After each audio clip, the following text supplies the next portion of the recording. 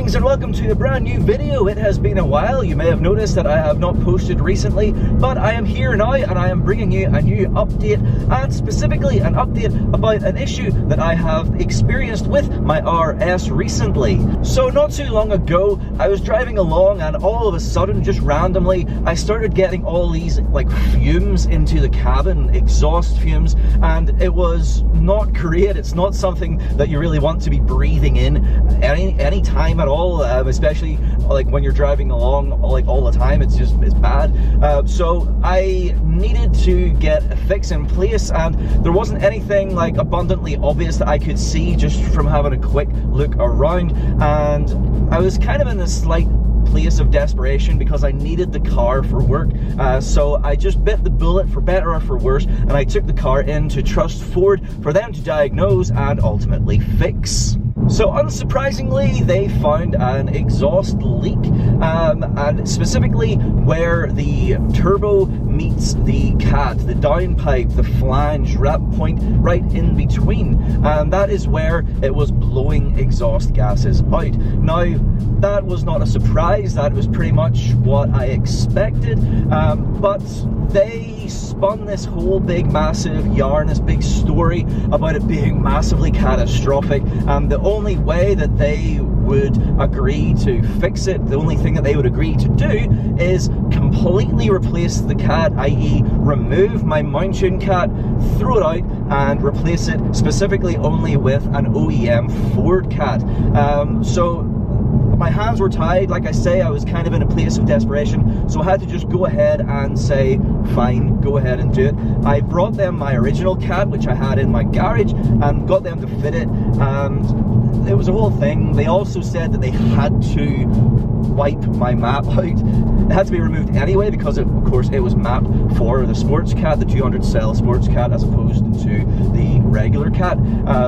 But they were flat just saying that they had to wipe everything out. So I agreed with them that I would come and remove my MSD 420 map from it, so that they could then just wipe it and do whatever. So long story short, where I am right now with the car is I have the standard cat back in, and I am rolling on the stock Ford power level, the stock Ford power map.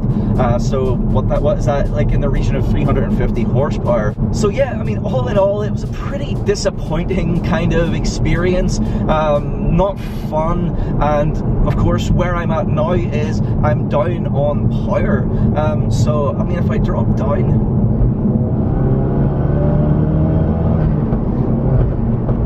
yeah, I mean, ultimately it doesn't actually feel that terrible. Obviously I do still have all the other supporting mods around the actual like cat and map, so it's not like the end of the world. But one thing that really does disappoint me about the stock map, the stock setup, is like in first and second, I think it's just first and second, it's like super disappointing because Ford, in their wisdom, decided to limit the amount of boost that they would let you have in those low gears. And you know, having not had that for quite a long time up until now, it just feels so neutered. It feels so neutralized. Like, you know, it just feels like it's really being held back, which of course it is, for whatever reason, you know, whether that be Ford trying to look after engines and turbos, or maybe they don't think people can handle all that torque low down or something. I don't know. Whatever the reason is, it sucks. So here I am, kind of trying to work out what I should do. So before we get on to, like, you know, thinking about what I should do next, I will just say that I got Ford to give me all of the Mountune stuff back that they removed whenever I went to pick up the car. I just wasn't convinced about what exactly they were saying. You know, the whole doom and gloom, you know, it's dead completely like vibe. I just wanted to have a really good look at it, and I'm glad I did, because really what I would diagnose it as ultimately boils down to a blown gasket. Literally all I needed to do, in my opinion, was remove and replace the busted gasket and everything would have been fine. But no, they were only willing to do the full nuclear option. But I mean, I should have saw that coming. That is a very trustworthy thing to do. You can clearly see here on the flange where it connects to the turbo, soot starting here, going around to exactly here. The blackness indicates where the exhaust gases are flying out the side. That's why you get soot. Whereas here on this part, there's absolutely nothing. So you can see it was sealed to the turbo fine, this half not so much. Firing out here, and that was where the fumes were coming from. So whenever they took this off and threw it in the box, they also threw in the gasket, which I have right here. And as you can see, half of it is missing. And it just so happens that that lines up exactly with the soot. Looking closer, we can see there's a bunch of material missing on the gasket. It looks like it corroded off and then just like disintegrated, and half of it fell out. So in my opinion, all that needed to be done was a new gasket, and then everything would be good to go. But no, being trustworthy, they had to do the full nuclear option, which was remove any non-OEM parts and replace with OEM parts, which they charged me a big pile of money for. Anyway, back to our standard map, our standard power level map. Yeah, it's like just, you know, get down the gears here. Fair amount of traffic, but it just feels so held back. Like, you know, you can see it. I'm not sure if you can see on this camera right here, the boost level, it only just gets over halfway instead of going all the way up to like the 1.8, and it's just, so I mean, what I can do in the short term is I can load my MSD map back on and run at the 400 power level, and that will, I think, still be pretty good, at least for now. But I think the question that I want to put to you is, what should I do in the long term? Should I just stay at this level? Should I just, you know, be happy and just, you know, not move, you know, anywhere?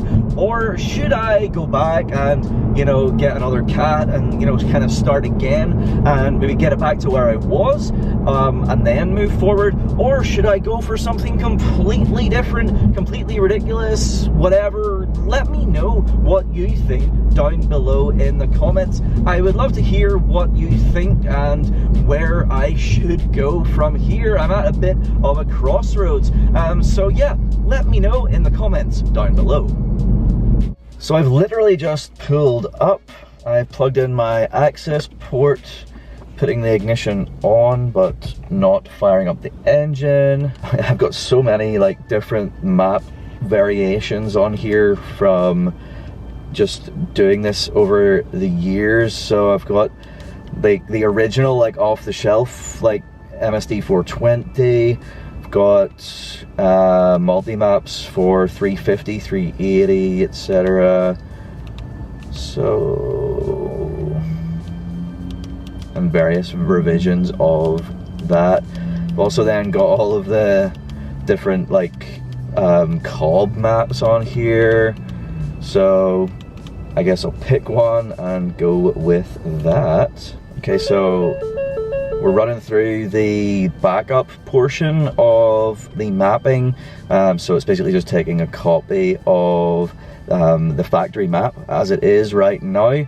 As well, I mean, well, I did have 375, the FPM 375, but I mean, that's much of a muchness, as a lot of you will know. But yes, taking a backup right now, and then it will move on to the actual mapping portion. So I will let this finish. It takes a little while to do. It's a nice day, I'll just chill here. And then once it's done, we'll get back out onto the road and see how it feels. All right, mapping is complete. So let's fire it up and go for a drive. Always does that after mapping for the first time. Takes a little extra second to turn over. But yeah, we are all good. All right, so here we go. Into second gear. Yes, we have our boost back. Even just that tiny little thing of having the boost unlocked in the lower gears makes such a huge difference. Like, it's like driving around roads like this, like sort of country roads, you know, where you can't unleash like all of the power available to you anyway. That sort of low down torque and low down power really makes the difference, in my opinion.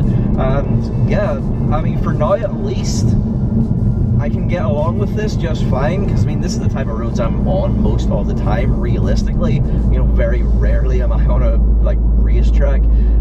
But yeah, I mean, going forward, what should I do? You know, going back to that, throw a comment down below what you think my path, my progression should be for the future of the RS. And yeah, we'll start a discussion and we'll have some fun discussing it back and forth and see where we go from here. So there we are, that is the update that I wanted to bring you. I hope you enjoyed this little video, a little insight into where I'm at, where the car is at, and where we might go in the future. So I look forward to your comments, and thank you so much for watching, and I'll see you next time. Cheers. Oh,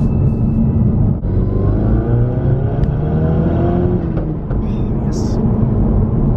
Give me boost.